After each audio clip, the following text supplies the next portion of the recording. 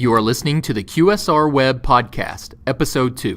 At the Restaurant Franchising and Innovation Summit, executives from leading brands will share their success stories of the numerous ways they have innovated to grow their franchises. Attendees will gain insight and inspiration to help them be more progressive in every facet of their businesses. Register today at franchisinginnovation.com. Hello, and welcome to the QSRweb Podcast, where we bring you a carefully curated selection of some of the developments across the restaurant limited service categories. I'm Shelly Whitehead, editor of QSRweb and Pizza Marketplace, and delighted you're listening in for today's feature interview with Urban Bricks founder Sammy Aldeeb coming up. First, though, we begin today with the modern version of a crystal ball, aka big data and analytics. Fast Casual managing editor Cherryh Cansler connected with data wizards at Euromonitor recently to get a view into the future of the restaurant game and what lifestyle trends will really make brands particularly attractive to current and potential customers. Welcome, Cherryh. Hello, thanks for having me. My pleasure. Please first tell us why Euromonitor undertook this research into new food service concepts and why restaurant operators might need to know about these findings. Right. Well, I think, it's the end of the year and we're always gearing up for our new predictions at this time of the year. And, restaurants always need to know what's out there and what their customers are demanding so they can be competitive to deliver those needs. So you identified 4 trends and discussed them in the first part of your series on this research, beginning with the demand for restaurants today to truly fulfill a clean and green living promise. What exactly does that mean on a restaurant management level? Right. Well, I think we've seen this trend growing for the past several years, customers really wanting to eat healthful, but they are focusing more on clean eating where they're not having, the extra artificial flavors and additives. And restaurants are trying to meet those demands by also giving them, more transparent information. Customers, especially millennials and even younger customers, want to know where the food has been grown. They want to know that the farmer down the road supplied the lettuce to their salad. So a lot of restaurants are looking into that. And we talked to one restaurant in particular, Be Good, who is based in Boston. They actually started their own farm just a couple of years ago. It's called Hannah Farm, and they grow a variety of produce that they use in their restaurant, but they also, donate some nonprofit organizations as well. So it's all about that combination of giving back to their communities and also providing their customers with the healthful foods that they want. That's invigorating to hear about. Now, I think Euromonitor found out some pretty unusual things about how an increasing number of restaurant customers are dining these days. Is this the dawning of the solo dining trend? I think that might be a fun way to look at it. There's just a lot of younger people who are working, they're in an office environment, they're wanting to eat quickly, and they're looking at, their lunch as more of, I need to meet my hunger needs, not necessarily just a social thing. So they're not afraid to eat alone. Restaurants are going to change their format to focus on that. One restaurant that we chatted with was Sweetie Pop, and they are based in India, and their focus is delivering single portion meals to customers. So a customer might be working and they can, call up or just online order food, and then within 30 minutes it'll be there, and it's a healthy small portion for them to enjoy. Maybe they'll also start having like crossword puzzles embedded into tabletops for solo diners. This next trend in your story sounds like it might actually be geared more toward groups of diners, because it sounds like restaurants really need to get their game on, as in gamification. But as it's described in your story, it's really gaming with kind of a marketing purpose, isn't it? Yeah, so gamification is becoming very popular, and a stat I just read, predicted that gamification will hit $11 billion by 2020. And what that really is just a way for restaurants to engage with their customers. A couple of years ago, launched an online gaming component where customers could go online or use through the app, and they could play this game where they're crushing avocados and they win points. So it's just a fun, unique way to get customers connected. Pita Pit did the same thing earlier this year, and they allowed their customers to win, prizes or discounts off. And so I think we'll see more of that. Virtual avocado crushing. I'm just looking forward to it. But last, we come to the great burden of the modern age, which is that none of us have enough time anymore. Why did Euromonitor think this was a need that limited service brands should address? Well, I think customers are in, like you said, they're in a hurry. They just want their food. They want it now. They want it when they want it. They want it now. So more restaurants are going to be trying to deliver that frictionless experience where customers can order their food and pick them up or get it delivered as soon as possible.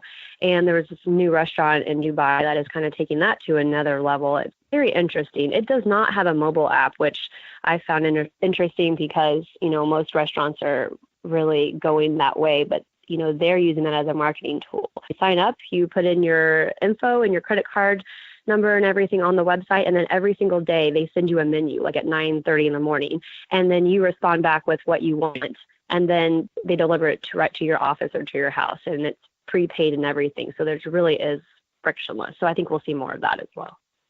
Wow, they're making it awfully easy to eat. It's not a good thing for people like me. I want to thank you so much. This is just the beginning of a series, right? Right. This week we will also have a focus on menu trends, and then we will be looking at more technology-based trends to watch out for 2019. I'll be reading. Thank you so much for dropping in. Thank you. It's really enlightening information for our audience. We'll return in a moment, too, with Sammy Aldeeb at the Pizza Bread with the Lime Green Oven, front and center, Urban Bricks. Let's talk pizza, specifically Urban Bricks Pizza, thanks to having Urban Bricks founder Sammy Aldeeb here with us today.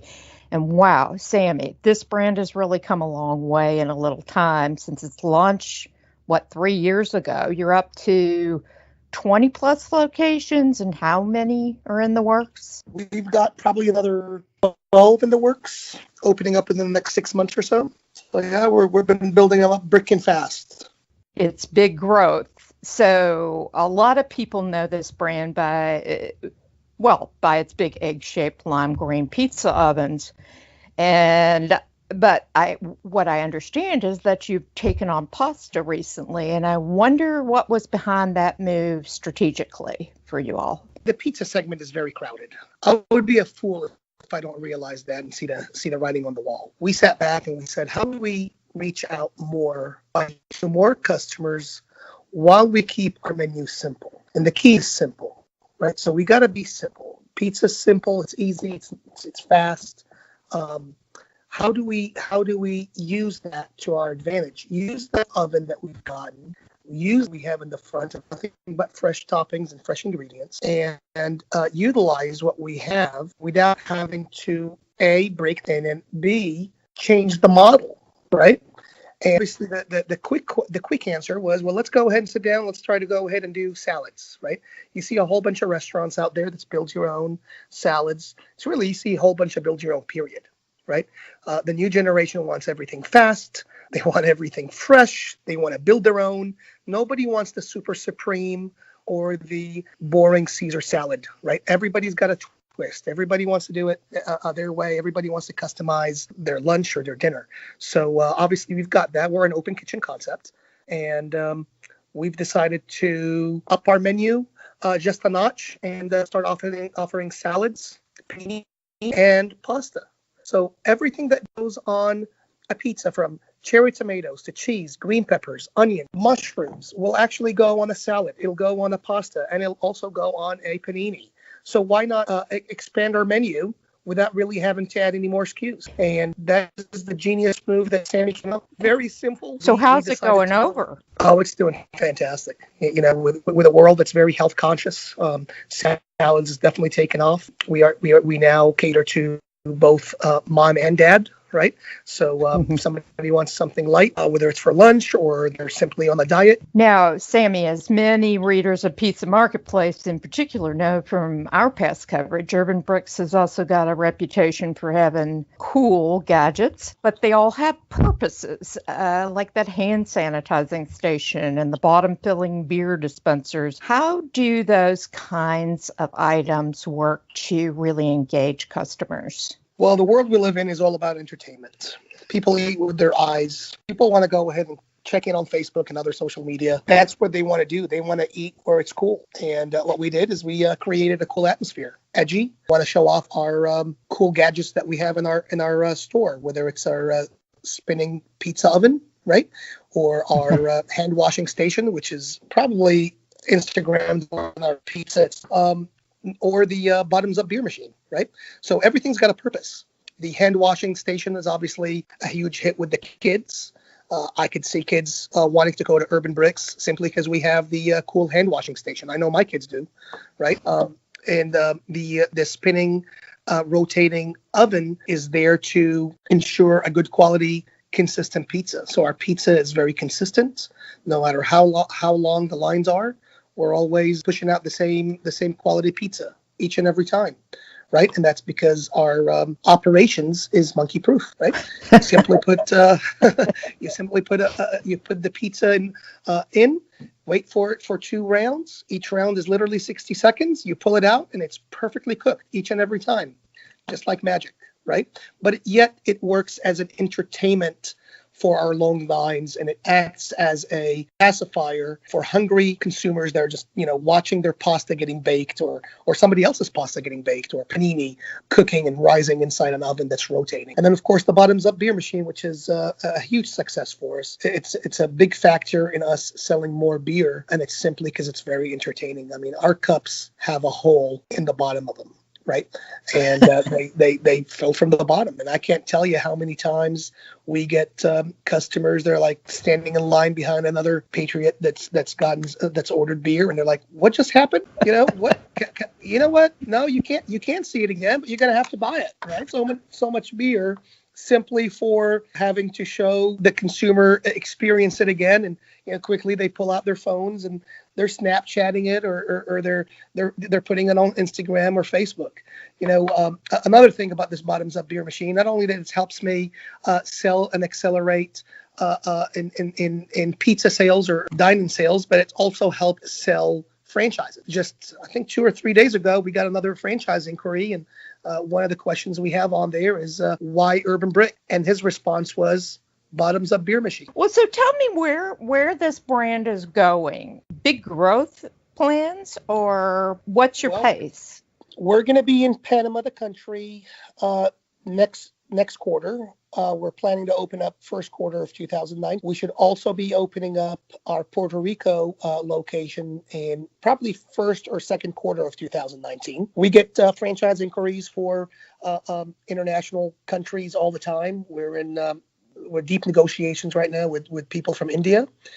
We simply have a very fun concept. It's fun. Investors are looking at it and saying, man, this could really work for us in our country. Very, again, very edgy, very American, right?